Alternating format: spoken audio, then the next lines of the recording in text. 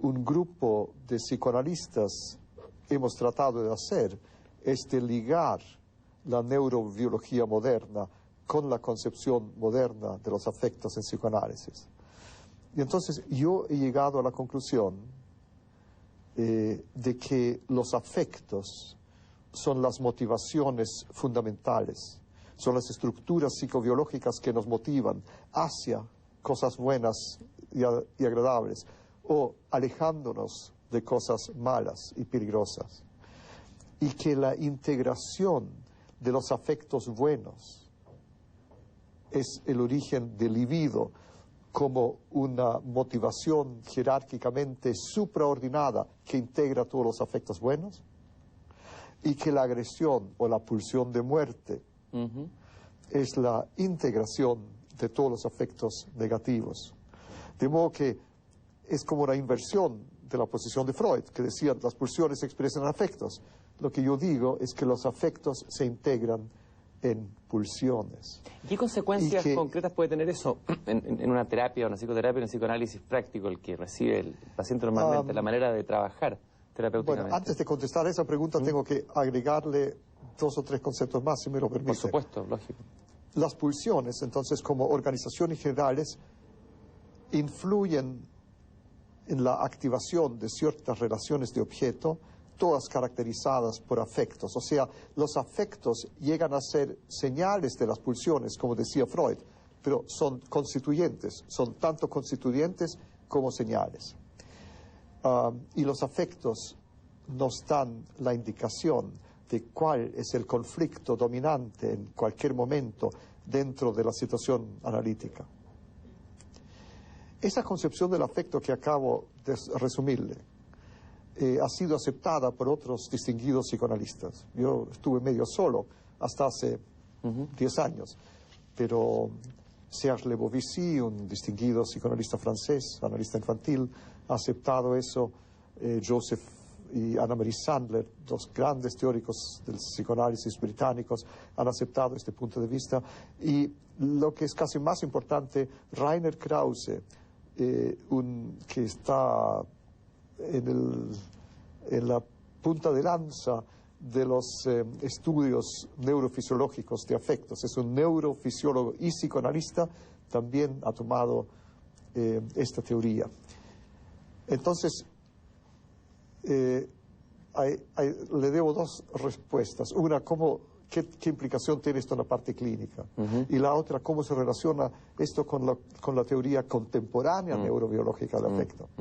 Le contesto primero la parte clínica, bueno, que me da la impresión que le interesa más. Clínicamente, tratamos en cada sesión de buscar siempre dónde está el afecto máximo de ese momento. El paciente nos habla, ¿no es cierto?, de sus problemas. Nos comunica experiencia subjetiva. En mi investigación esto ya lo llamo el canal 1, le hablo en su lenguaje. El paciente también se expresa en movimientos y en expresión no verbal. Y los afectos se expresan muy fundamentalmente en lo no verbal. A través del rostro, ¿no? Claro. Lo facial, ¿no? Volveré a eso. Eso lo llamamos canal 2. Y los afectos también se expresan en la reacción subjetiva del analista frente al paciente. Esa reacción subjetiva del analista es como un radar que puede captar los afectos del paciente, especialmente los afectos que el paciente expresa sin poder tolerarlos. El psicoanalista tiene que estar atento a su propia reacción y eso le va a dar una indicación. Exacto. Sí. Se llama contratransferencia, la reacción del analista frente al paciente, y el analista está atento a la activación de cierta relación de objeto, de la repetición de cierta conducta del paciente con él que refleja la relación con una persona del pasado. Esto lo llamamos transferencia. La transferencia se expresa en el contenido de lo que el paciente expresa y en la conducta no verbal, en canal 1 y 2. Y la contratransferencia, que capta los afectos que el paciente no tolera, el canal 3, opera dentro del analista. Hay un problema, sin embargo, porque el analista también puede estar motivado por sus propios problemas no resueltos, de modo que la utilización de la contratransferencia es un instrumento delicado. El analista tiene que preguntarse, ¿esta reacción que yo tengo frente a mi paciente viene de mi problema o del paciente? ¿O hasta qué punto de uno u de otro? Esto es una labor práctica muy importante del analista en cada momento. Entonces, en resumen, el diagnóstico de los afectos dominantes a base del estudio de canal 1, 2 y 3 determina el tema que el analista va a tocar primero en la relación con el paciente. Y toda la temática profunda del paciente está caracterizada por estar envuelta en un marco afectivo. Los pacientes graves tienen una problemática muy especial de los afectos, una incapacidad de unir los afectos positivos y negativos, una escisión entre amor y odio, entre libido y destrucción, y el lograr integrar estos afectos mutuamente disociados lleva a una maduración emocional, profundización de la relación consigo mismo y con los demás, que es uno de los objetivos fundamentales del tratamiento psicoanalítico de pacientes muy graves.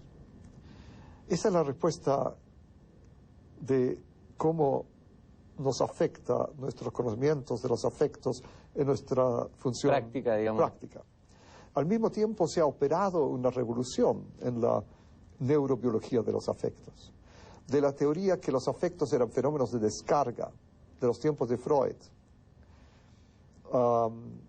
se pasó, era la teoría de James Lange, se pasó en los años 20 a la teoría de Cannon y McDougall, de que los afectos son estados sugestivos centrales para los cuales se encontró ciertas zonas cerebrales, núcleos basales del cerebro, encargados de activar esta experiencia subjetiva, y entonces dominó la concepción de los afectos como experiencia subjetiva, hasta los trabajos de Tompkins, que encontró que era fundamental el aspecto comunicativo, expresivo de los afectos, expresión especialmente facial, y que estudió él y sus discípulos la expresión de cada uno de los afectos, que ha llegado hoy en día a ser una ciencia, de modo que, por ejemplo, Rainer Krause, a quien se lo mencioné,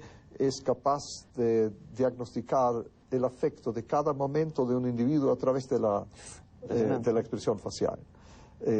Y eso tiene enormes implicaciones prácticas. Es como una semiología del rostro. Es una semiología del rostro. Y entonces, hoy en día, la comunicación neurofisiológica de afectos es que los afectos son al mismo tiempo sistema de organización interna de la percepción y de comunicación interpersonal con la función biológica de protección que le mencioné. Esto significa que hoy el psicoanálisis no solamente habita en el lenguaje, que es en el lenguaje verbal, sino que en otros lenguajes se ha enriquecido en ese habitar. Sí. El lenguaje es el sistema más complejo de representación que permite una reflexión y autorreflexión del afecto. Y la comunicación lingüística es al mismo tiempo comunicación sutil del afecto. Los poetas sabían eso mucho antes que los psicoanalistas. Pero el afecto precede al lenguaje. Los afectos más primitivos son prelingüísticos, probablemente expresados en imágenes visuales, lo que una psicoanalista francesa, Pierre Aulagné, llamó el pictograma. O sea, los afectos más primitivos probablemente en las personas con visión normal se expresan en imágenes reales y fantasiadas, visuales, y solo gradualmente adquieren una expresión cada vez más auditiva, expresión auditiva que gradualmente incorpora la utilización de signos y símbolos verbales que expresan el afecto ya en una forma simbólica muy compleja. Esa capacidad de envolver los afectos en lenguaje es parte del desarrollo normal.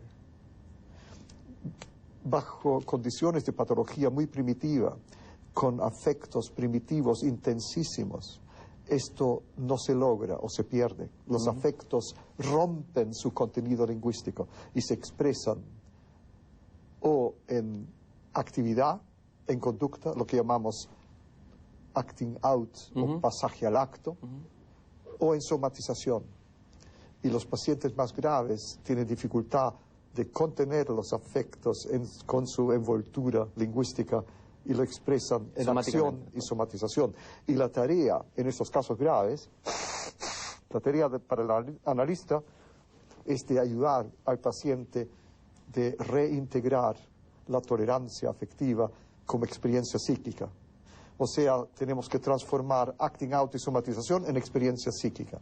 ¿Qué ocurría antes de que existiera el psicoanálisis en la civilización humana, en las culturas primitivas, por ejemplo? De alguna manera se podría decir que a través del mito o a través de ciertos ritos de iniciación existía de alguna manera una suerte de saber psicoanalítico instintivo. ¿Cómo resolvía? O sea, es decir, los males, las patologías que hoy describe el psicoanálisis, ¿existieron siempre? ¿Son culturales? ¿Empezaron a nacer cuando el psicoanálisis las nombró por primera vez? ¿O son atávicas y los pueblos primitivos las resolvieron de otra manera, digamos, a través de la mitología, la poesía, no sé? Nuestro conocimiento al respecto es parcial. Muchos conflictos y enfermedades psicológicas, psicosomáticas, existían ya por lo menos desde el mundo de la antigüedad. De eso tenemos evidencia. Pero han habido cambios de las manifestaciones de los trastornos psiquiátricos porque la cultura influye en la forma que toman la expresión de conflictos inconscientes. En ese sentido, con la cultura cambian las manifestaciones de conflicto. Por ejemplo, en culturas relativamente primitivas, en que existe poca comunicación verbal, hay una mayor tendencia a somatización de conflictos.